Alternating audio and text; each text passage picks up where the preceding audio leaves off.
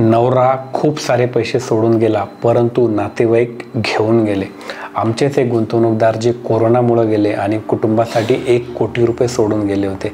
त्यापैकी 40 लाख रुपये home loan नील करण्यामध्ये निघून गेले। उरलेल्या 60 लाख रुपयाचं अगदी व्यवस्थित नियोजन करून आम्ही दिलं, परंतु त्या मॅडम परत कधीच आल्या नाही। आता 4-5 दिवसापूर्वी झालं, इकडचं तिकडनं बोलणं झालं आणि मी विचारलं गुंतवणुकीचं, तर त्यांच्या डोळ्यात डायरेक्ट पाणी झालं।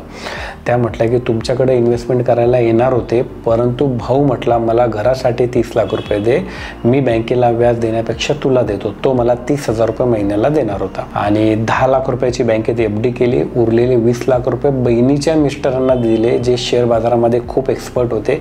ते मला महिन्याला 40,000 रुपये देणार होते 20 लाखाच्या इन्व्हेस्टमेंटवरती। म्हटलं बरं, मग आता परिस्थिती अशी आहे की भावानी पैसे देणं बंद केलं। भाऊ म्हणतो की माझी आर्थिक परिस्थिती खूपच खराब आहे, मी सध्या तुला पैसे देऊ शकत नाही, पण माझ्याकडे आले की नक्की देणार। बहिणीचे मिस्टर म्हणताय की शेअर बाजारामध्ये 50 लाख रुपयाचं नुकसान झालं, त्यात तुझे पण 20 लाख रुपये होते, पण माझ्याकडे जेव्हा पैसे येतील तेव्हा मी नक्की देईल।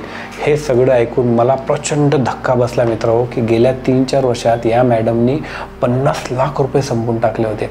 आता शेवटचे 10 लाख रुपये उरलेले होते FDचे आणि ते पैसे माझ्याकडे गुंतवणुकीसाठी आले होते, कारण 4-5 वर्षानंतर मुलीचं लग्न करायचं होतं। त्या म्हटलं की ह्या अगदी व्यवस्थित इन्व्हेस्ट करा, म्हणजे माझ्या मुलीचं लग्न करता येईल। आणि ही बाई आता 12,000 रुपये महिन्याने कुठेतरी जॉब करते आणि आपलं घर चालवते।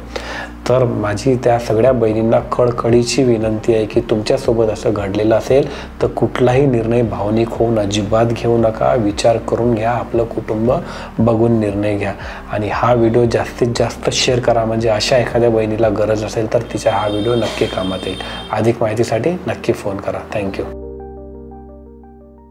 Mutual fund investments are subject to market risks. Read all scheme related documents carefully.